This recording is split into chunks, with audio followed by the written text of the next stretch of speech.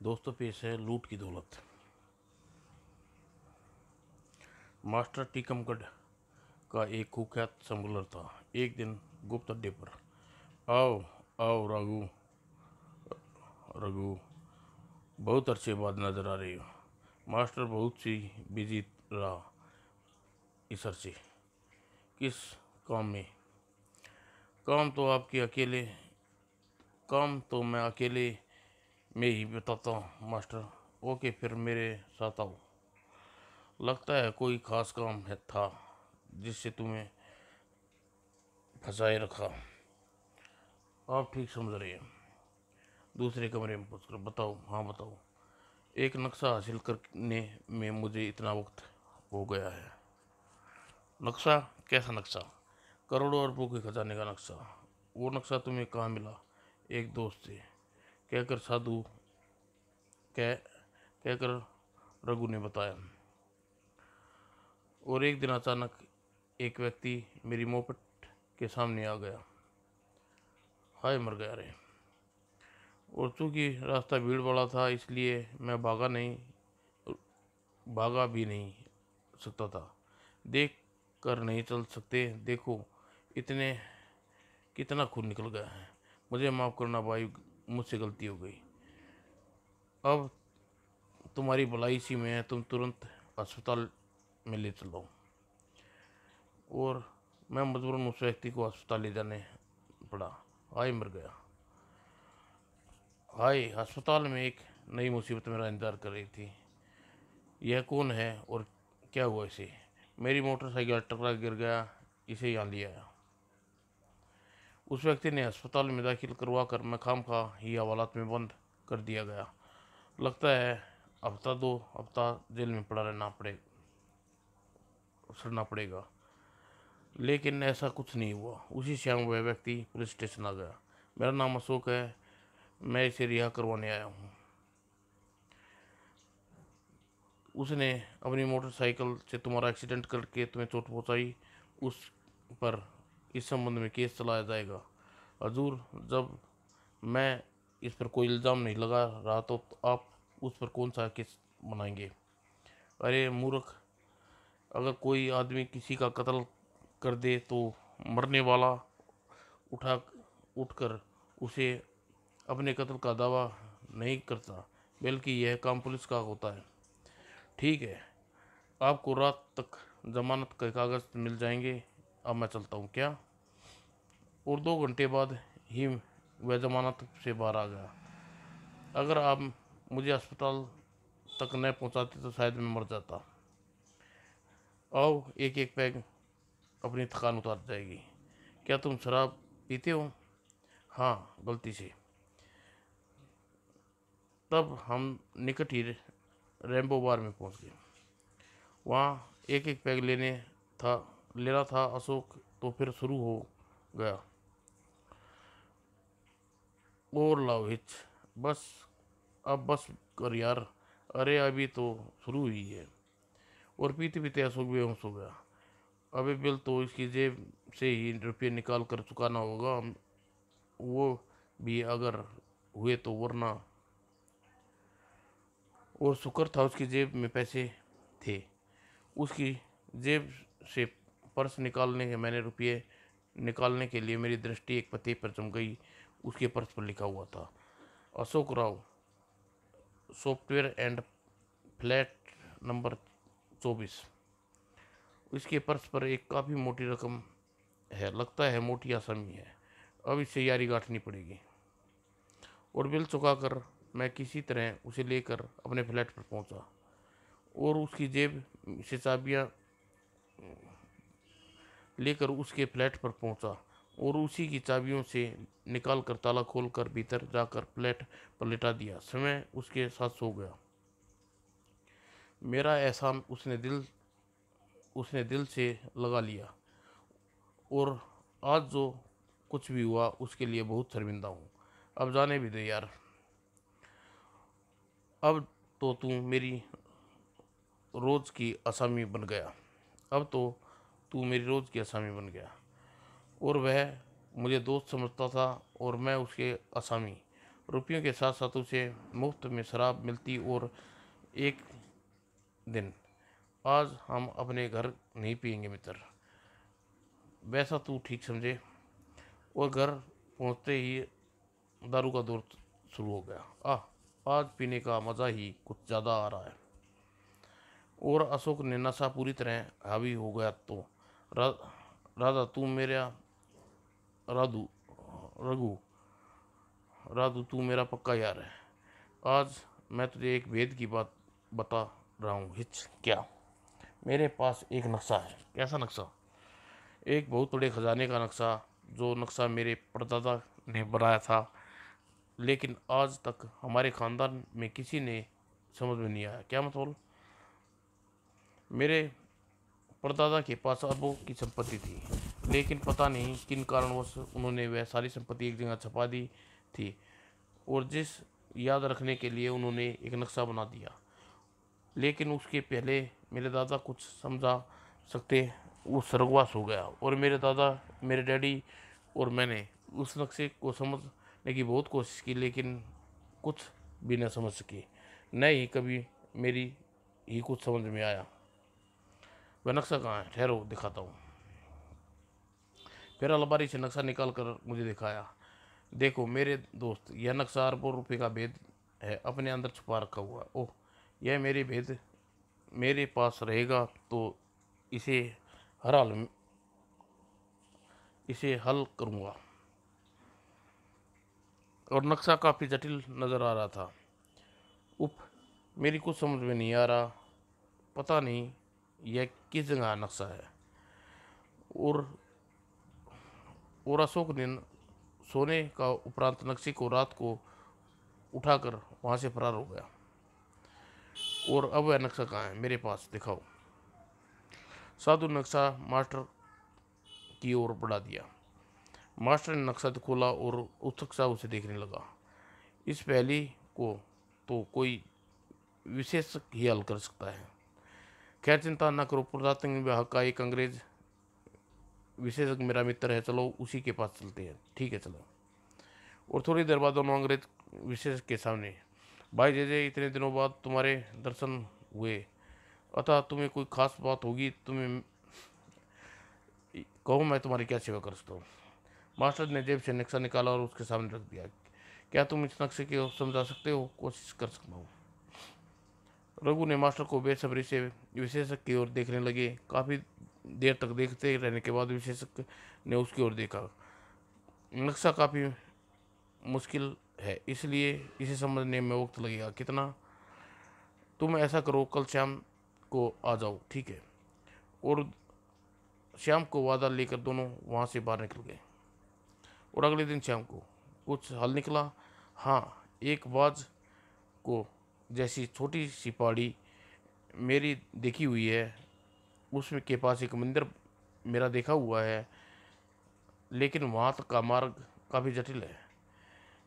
उसमें आसान करने के लिए तुम जो है हमारे साथ रहोगे। क्या मतलब?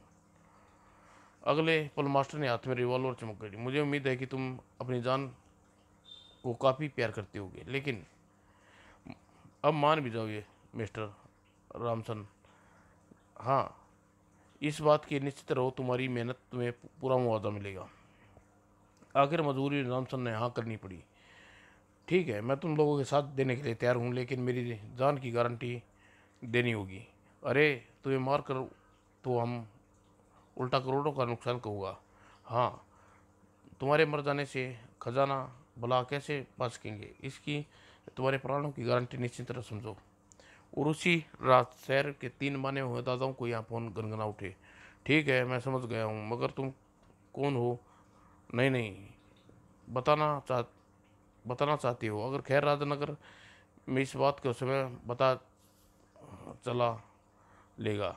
और लेकिन इसके पहले मुझे खजाना हथियाना है।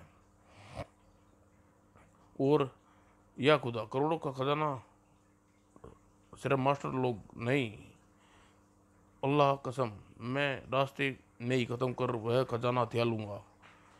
तब खजाना सिर्फ हाफिज का होगा।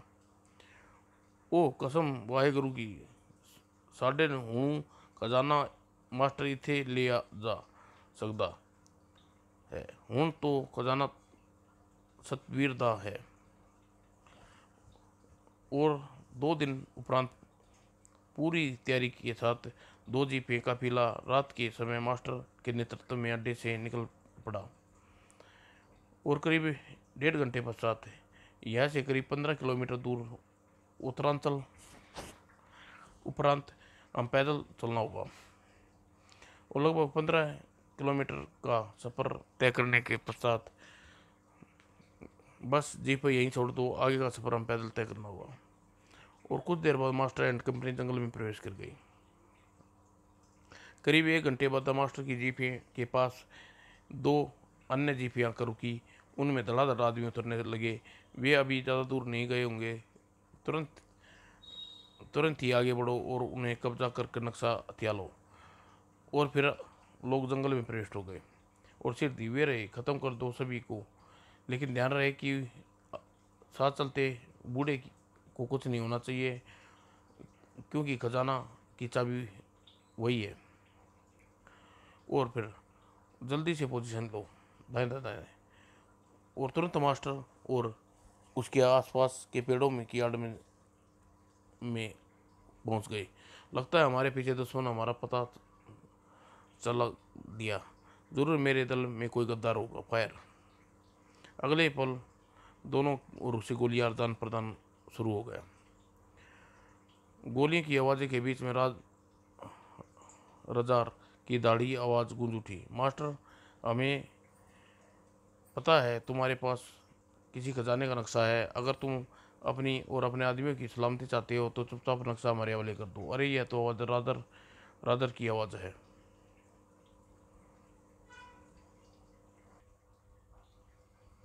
ठीक है, मुझे तुम्हारी बात मंजूर है। तो फिर अपने आदमियों से कहो फायरिंग बंद कर दे और मैंने अपने आदमियों को आदेश देता हूँ। और कुछ देर बाद दोनों दलों आमने सामने खड़े थे। आओ राजर, अब हम दोनों एकांत में बात करते हैं, ठीक है चलो। और कुछ देर बाद एकांत में दोनों आपस में बात गुफ्तगू करने। अंत में, ध्यान रहे राजर, उस अंग्रेज बुड्ढे को कुछ नहीं होना चाहिए। बाकी सभी को मौका मिलते मिलते ही बस समझ गया। बाकी सभी की को रास्ते साफ कर देना है। और इस प्रकार दोनों दोस्त अपने अपने दिल में दुश्मनी लिए ही आगे बढ़े हुए। और एक बार फिर दाएं दाएं दाएं दाएं। और जब वे दोनों कुछ समझ पाते, मास्टर दल सिर्फ 2 ही व्यक्ति शेष रह गए थे। और राजर के सारे आदमी समाप्त हो गए थे। ये सब सत्यानाश हो गया। तभी कोई आदमी ने उन्हें घेर लिया। यह सबकी कौन है हो सकती है? क्या का कह सकता हूँ। और हाफिज उससे सामने प्रकट हुआ। ओह तुम?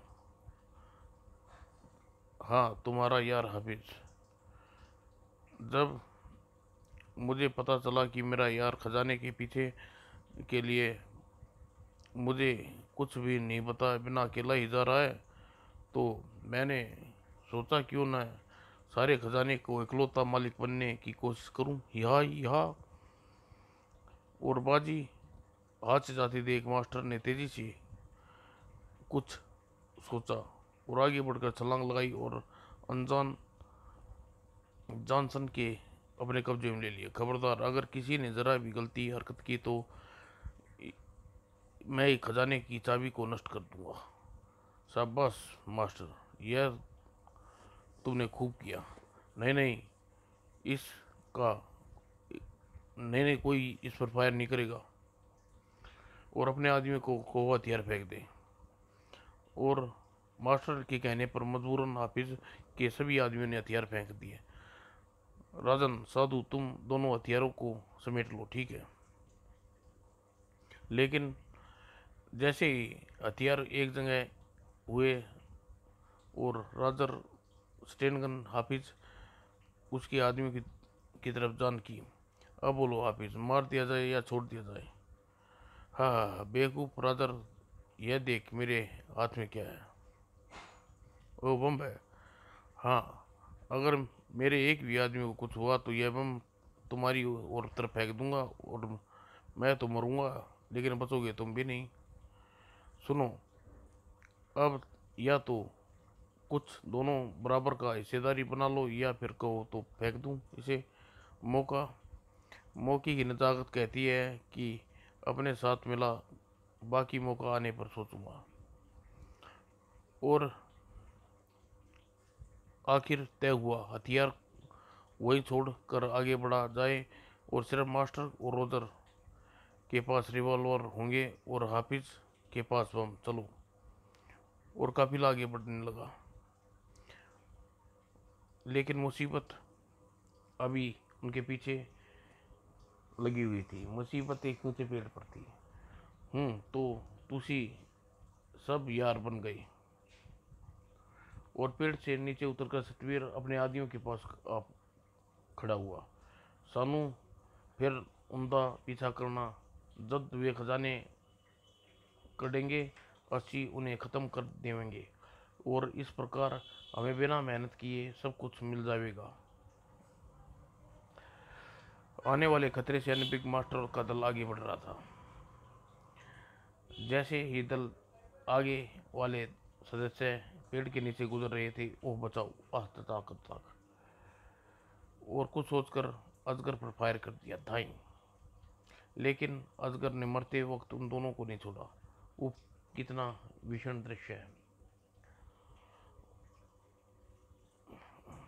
तब अपने काम से कम हुए साथियों को अकेला काफिला आगे बढ़ा।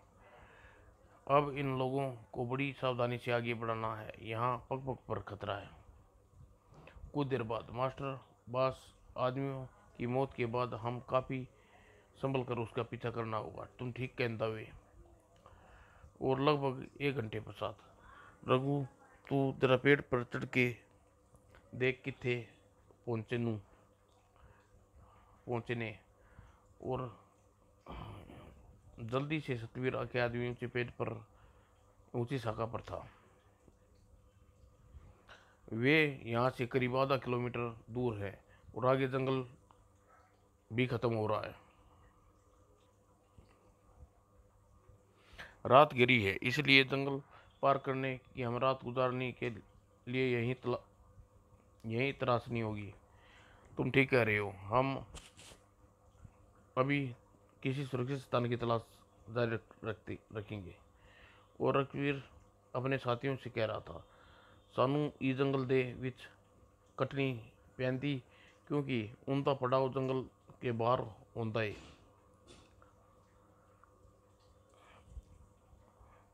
और जैसे ही जंगल की आखिरी सिरा आया, हाफिज उसके यातियां नई मुसीबत ने घेर लिया। ओह दलदल! और इसके पहले कोई बचाव के लिए आगे बढ़ता, अरे हमारे पैरों के नीचे जमीन खिसक रही है, वापस भागो, शायद दलदल की ऊपरी जगह सतह पर खड़ा है। और जैसे ही वे भागे और दो आदमी अपनी जगह से नीचे धंसने लगे। हप हप, शुक्र है जान बच गई, लेकिन अपने 6 आदमियों को खोना पड़ा। बहुत ही खतरनाक दलदल है ये। दलदल पर सख्त, ऊपर से सख्त था। जब उस पर इकट्ठे बोझ पड़ा तो सभी नीचे धंसने लगे। रात गिराई है, इसलिए पेड़ों पर चढ़ जाओ, आराम आराम से सुबह सफ़र करेंगे। और अब अंधेरे में कुछ भी दिखाई नहीं दे रहा। सुबह रास्ते का कुछ पता चलेगा। उधर चौथी पार्टी काफ़ी चौकन्नी नजर आ रही थी। उन्हें तू उन्हें सुनाया रघु। हाँ, बचाओ बचाओ की आवाज़ें सुनाई दी थी। इसका मतलब कि आगे दी टीम बीच वेल रात नू इथे आराम कर दे, ओके। और सतवीर के अनुसार सभी पेड़ों पर चढ़कर सो गए। अगले सुबह भोर होने से पहले मास्टर एंड पार्टी ने वृक्ष से उतरे और मास्टर के अनुसार आदमियों ने सूखी बटोरी और जंगल में चाय बनाने लगे। और कोई और रास्ता खोजने खोजने तक पहुंचने का, लेकिन ध्यान से चला जाए और इसी रास्ते से आगे बढ़ना है। और कैसे? पहले मैं अकेला आगे बढ़ूंगा, फिर मेरे पीछे पीछे मेरे पैरों के निशान पर आदमी आगे बढ़ेगा।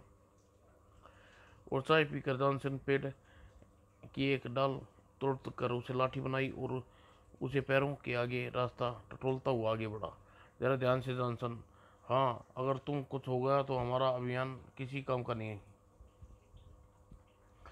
और कुछ देर बाद वह दलदल के दूसरे सिरे पर पहुंच गया। जॉनसन की आवाज़ लगाई, अब एक एक करके आदमी मेरे कदमों के निशान पर आगे बढ़ो। चल साधु, पहले तू जा। साधु के उपरांत मास्टर आगे बढ़ने लगा।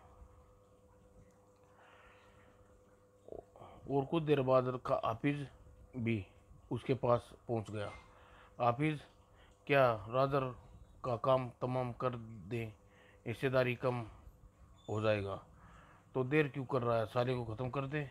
और जैसे ही राजर ने दलदल के बीच पहुंचा, आह धोखा दाएं, बाकी एक एक करके यहाँ आ जाओ, तुम्हें कुछ नहीं कहा जाएगा। डरते डरते एक एक करके सब आगे की ओर पास पहुंचे। उनकी जान में जान आई। अब आगे का रास्ता बिल्कुल आसान है।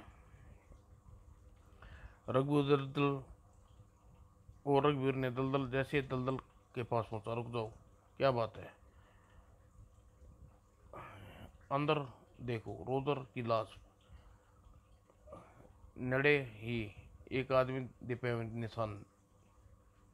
इसका मतलब मैं समझ गया। यह देखो, यहाँ पर कोई कदमों के निशान हैं जो आगे जा रहे हैं और कीचड़ से भरे हुए। इसका मतलब आगे दलदल है। लेकिन एक आदमी के कदमों के निशान इसलिए हैं क्योंकि उसके कदमों का अनुसरण करना होगा। तो वह जिंदा रहे पुत्र, कुछ किता तेरे गल बिल्कुल ठीक होंगी।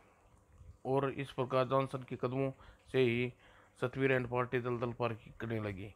और आज राजे दी अक्लमंदी के कारण असी मौत दे मुंह से बाल बाल बचे। उधर मास्टर हाफिज एंड पार्टी जानम के साथ लक्ष्य के करीब पहुंच जा चुकी थी। और सतवीर एंड पार्टी के पीछे पीछे चलती हुई उनके करीब पहुंचने के करीब ही कोशिश कर रही थी। काफ़ी सफ़र करने के बाद एकाएक जॉनसन के कदम रुक गए। वो देखो, वो रही पहाड़ी जिसका जिक्र नक्शे में है। और पहाड़ी की ओर सभी उत्तेजना बढ़ती चली गई और अगले ही पल सभी तेजी से पहाड़ी की ओर चलने लगे। और लगभग 2 घंटे उपरांत उन्हें मंदिर के नीचे पहुंच गए। सूरज अभी सिर पर है, जबकि नक्शे का रहस्य के बाद सूरज डूबने तक कुछ जाना नहीं जा सकता। सूरज डूबने तक आराम कर सकते हैं। हाँ, पता नहीं इससे बाद कितनी मेहनत करनी पड़े। और फिर हाफिज के अनुसार उसके आदमी आराम करने के मूड में इधर उधर बिखर कर लेट गए। और उधर सतवीर एंड पार्टी पीछे पीछे वहां पहुंच गई। लगता है इन्हें ऐथे तक पहुंचने से तेनू आराम करने रहे हैं। हो लगता है कि अब इनके उठने का इंतजार करना होगा।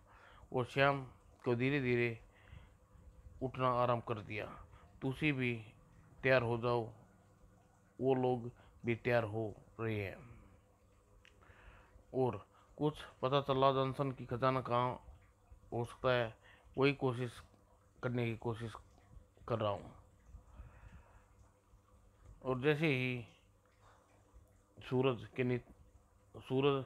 और नीचे हुआ पहाड़ी की चोटी मंदिर के गुम्बद की परछाई लंबी होती एक पेड़ की बराबर जा लगी।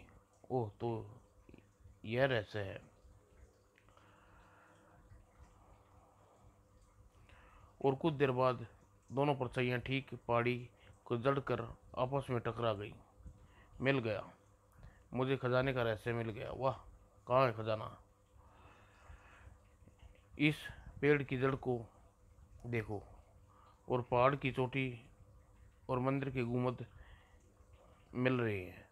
यही खजाना दबाना है। वो तुरंत ही काबिज के आदमी जॉनसन के बताए स्थान पर खुदाई करने लगे। शाबाश, जल्दी करो। जल्दी एक आदमी खुदाल धातु की किसी वस्तु से टकराई। नीचे धातु का कुछ ऐतिहासिक एहतियात से बाहर निकाल लो।